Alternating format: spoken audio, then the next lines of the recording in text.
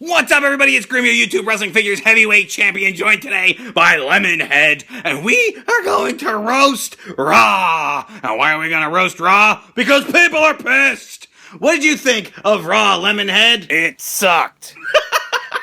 Well, I didn't think that it sucked. I thought it was a good show, but it kind of left me wanting more. I don't know why. They shit the bed on the go-home show to SummerSlam. This was the last live Raw before SummerSlam. SummerSlam is like WrestleMania now. It's 4 hours long. They got panels, Q&As, meet and greets. It's like WrestleMania times 2. So, how the hell did they botch this? Well, first of all, they built this up for a month.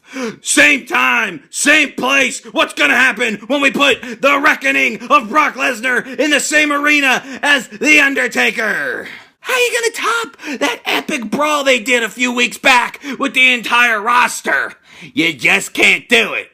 And here I'm thinking, last week I even said, WWE, don't let us down. Failed it. They did. All we got out of him was, boom, kick in the ding-ding. He's like, oh, my dick. What? That was it? And then he beats up Brock Lesnar, gives him the 69 slam. And it all started off with a hilarious song from Paul Heyman. He took the old church gospel song, Glory, Glory, Hallelujah, Glory, Glory, Brock Lesnar.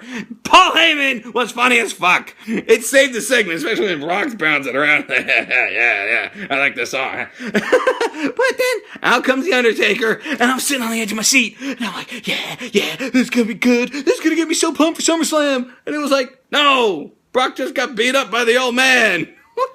Too stupid! And then Undertaker's just leaving, and Brock Lesnar's laying, and I'm like, no, it can't be over. Something's gonna happen here. And it's over. It ended. Failed it. Why? Okay, I get it.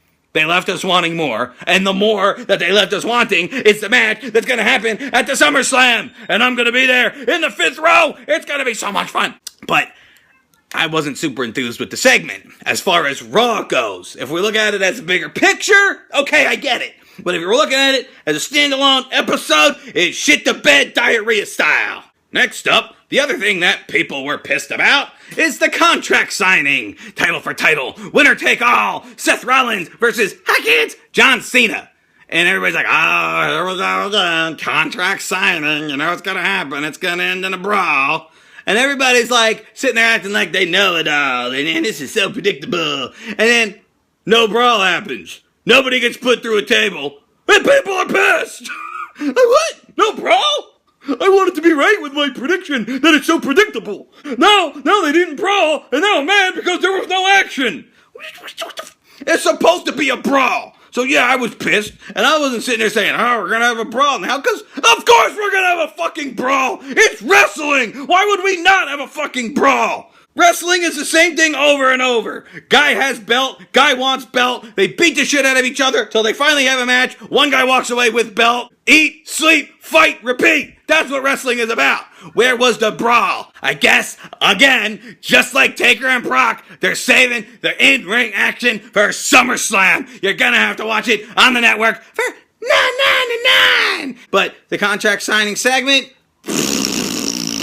standalone, that's it, shitting the bed, diarrhea style. There was a lot of good matches on Raw. We had Randy Orton and Cesaro go up against Kevin Owens and Sheamus, and Mr. Fucker in the Bank, and Kevin Owens, and they all put on good fighting. The fighting was fantastic. I enjoyed the fighting. But here is the problem. Do I care? And it's like, I don't understand why I have to care about these guys in this feud, other than it's good fighting. And I like to watch people fight. Could Cesaro and Kevin Owens match steal the show at SummerSlam? It could possibly be the best match on the show. But do I care? What's on the line? Randy Orton and Sheamus, they're good workers. They could always put on a good match. But why do I care? Put the Money in the Bank briefcase on the line, bitch. Why not? So we have a tag match on Raw for no reason. And we're going to have 2 matches at SummerSlam for no reason. Other than they're matches for fighting. Okay, we like fighting. We'll enjoy the fighting, because I bet you they're going to be good. Roman Reigns fought Luke Harper for fighting. At least that was kind of furthering their feud. Well, I guess that tag match was furthering the feud for no reason. But again, Roman Reigns, Dean Ambrose, Luke Harper, Bray Wyatt, Garbage Beard, Trash Beard, Roman Raping Asshole, Lunatic Fridge, they're all fighting. For what? There's no belts. There's no money. What the fuck are they fighting for? To fight. Okay, so they have a match. Luke Harper versus Roman Reigns. Roman Reigns wins it. Okay, and meanwhile, Luke Harper beat Dean Ambrose last week, so, you know, they're on equal playing field here. We know that they're equal. Of all the divas in the entire Divas Revolution, Tamina gets a singles match? Too stupid! What did you think of that, Lemonhead? It sucked. Why would they do that? Tamina, the bitch is afraid to bump. She fights Becky Lynch. I don't understand. Why? They could have had so much better matches. Like at the end of the show, they had Nikki Bella versus Sasha Banks. Two of the best divas. The champs. The NXT champ versus the Divas champ. That was a match. That was actually the main event. That was the final match of Raw before the Brock Lesnar stuff. Becky Lynch wins the match. It was like, we'll run to the back, we'll suck, we'll sit at SummerSlam. It was all just SummerSlam setup. What I couldn't believe, however, was Camel Toe beat Big Breasts, meaning Sasha Banks beat Nikki. It was like a battle of the sexy parts. That's not the type of Divas match that you take a pee during. Nope. I was super surprised to see Sasha Banks win. You know, of course, the title wasn't on the line. Spoiler alert, they're keeping the belt on Nikki Bella till she beats AJ's record. It's practically confirmed at this point. So, if you're looking for her to lose the belt, gotta wait a month. Sasha Banks beats Nikki. It was a good-ass match. And I know what you're all saying. You're like, Grim, what are you gonna talk about? Dolph Ziggler and Lana.